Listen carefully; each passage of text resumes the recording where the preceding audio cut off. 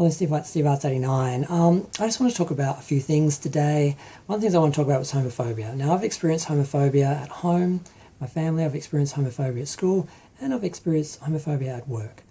And I want to talk about that today. Now, work is an interesting thing because as an artist, you tend to have lots of different jobs, and they're always to supplement your art career. You always are an artist first, and you think of yourself as an artist first, and you refer to yourself as an artist first, and you never refer to the jobs you do like they're your identity, because people will try and make your job into your identity just so they can put you in a box. I never did that, and the problem with that is a lot of people, including family and friends, seem to think I didn't work because I never talked about what I did. Even in recent years where I admitted that I did admin and kept it at that, they still didn't think that was enough detail for it to be real. So drama. But I've had a lot of different jobs. Like I've worked in sales, I've worked in customer service, I've worked in telesales, I've worked in one of the local councils, in the records department. I've worked in a monastery. I worked in one of the Aboriginal leagues as like a secretary. I've worked as customer service. I've worked as a secretary. I've worked as reception. I've done lots of jobs over the years, and one of the ones that I lost that I was good at was because of homophobia. It's fairly dry, fairly simple, fairly straight cut. I started off and they did a little trial and they fired me right away because it was sales. I didn't make a lot of appointments because you had to make appointments for people to go out and sell, I'll just admit what it was, alarm systems. And it wasn't the first job I did, but I did a really good job of selling them though, because what happened was, even though I didn't make a lot of sales, all the sales I made sold. When the people went to the people's houses, they're already sold on the item. They just had to basically give them the equipment. Whereas the other guys, who are all grifters and all quick talking and all that, they only managed to get people to agree to the appointments, mostly just get them off the phone and get rid of them. So people would show up, and a lot of times they didn't even know there was an appointment, or they had no interest in the item. They were just sitting through the appointment and waiting for them to go, basically. Whereas with me, every time they went, they were already sold, and it was a slam dunk. So they actually called me back and said, "Could you come back?" So they hired me back because I was so good at what I was doing. And like these other guys who made a lot of appointments, but none of them held. Or some of them held, but So that went really well for a while. I did really well, but then eventually I got comfortable with the staff, the other staff, and I was talking to one of the girls, and I just mentioned something about being gay, and the manager heard it, and that was the end of that.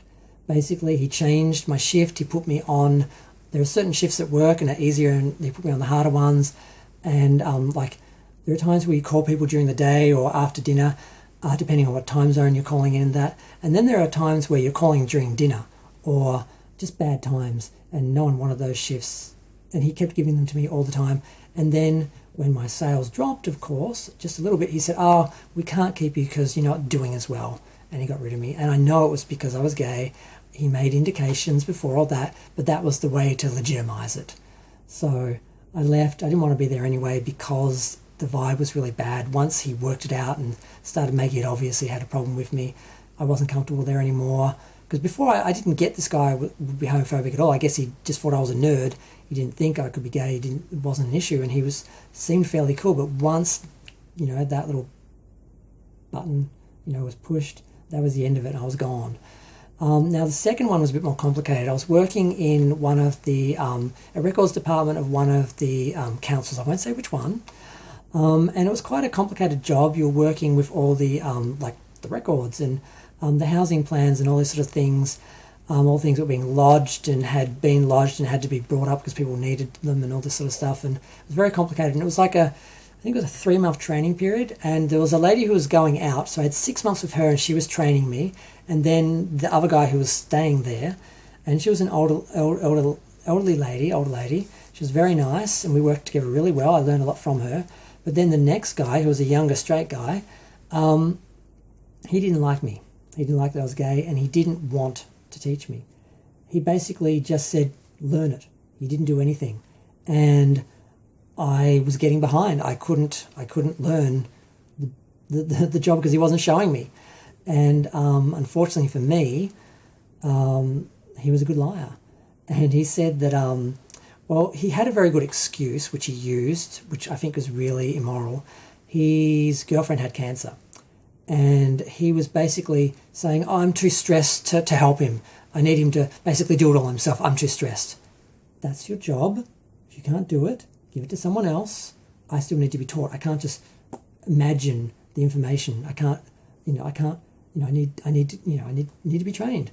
So it wasn't working. And then we had an incident.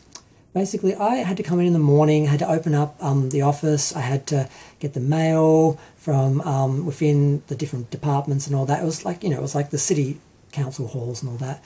And I had to come in one area and pick stuff up and take it up and distribute everything around and then do all that. And you put the keys away. And then when the other people come in, if they want to go back out there, because I was the only one who had to do that, they would get the keys and go out.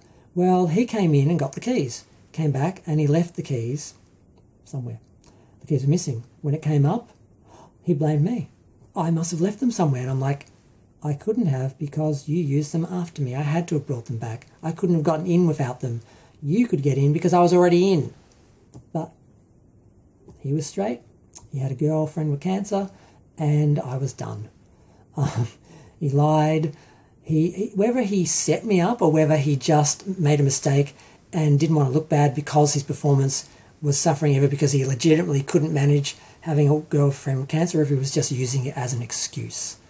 But either way, I lost that job because of him, because I was falling behind, because I was on my own and I couldn't learn all the new material while keeping up with what was actually, the job. So I was fine when the lady was actually training me and doing her job, but once this guy said, I'm not, and I know from things he said and did that that was the issue, and he didn't want me there basically. And I don't know how far he went. I don't know if he lost the keys on purpose, or if he just thought, oh, perfect, I'll put this on him. That would be the end of him. I don't know how far it went, but yeah. And I've had a few other little random instances too, which and this was a different one. I was working in a gay-owned business, and I was brought in because, frankly, the guy liked me. He thought I was attractive, and he wanted to hook up with me. And he was one of those daddies who wanted to sort of bring someone in and, teach them how to do the business. And I think he actually wanted someone to take it over from him because he needed someone that had some artistic ability to work on, because there was part of it, I'm not going to say what it was part of it involved, you had to sort of have some artistic skill to actually do it well. And the other guy who was working for him, he was quite jealous that I was getting all the attention all of a sudden, didn't like that because he didn't have any, he was strictly in the admin section, he wasn't going to be doing any of the actual work. And he was looking at me maybe taking it over and running it one day. But I had some other issues. But basically this guy, again, was supposed to be training me, supposed to be helping me. He hated me because I was getting the attention, and he was jealous of me, and he just refused to work with me because he was a little diva. And this guy basically said, well, you have to manage it. And I said, how can I manage someone literally walking off the job and not doing their job? I can't make him come to work. And unless you're threatening to fire him, I mean, you've got the power. I don't have the power here. And he's like, look, basically, I believe in masculinity and being a man, and basically you need to control this. You need to fix this. You need to be a man about this and make this man submit to you and behave and perform. And you need to control him, and you need to be the boss. And he made it really weird and sexual. And I'm like, look, I can't do anything with this guy. He's upset because he's not getting the attention from you he wants, and he thinks that it's about me. I don't know if you had a sexual relationship in the past. I don't know what's happened, but this guy's being just, I can't manage him. And he's like, oh, I'm just disappointed in you. And he didn't say this all in one sentence, but over the time I was like, look, I'm disappointed in you because you couldn't take charge of this. You couldn't basically control this other person and be like this alpha male boss that I needed you to be. And I'm like, okay.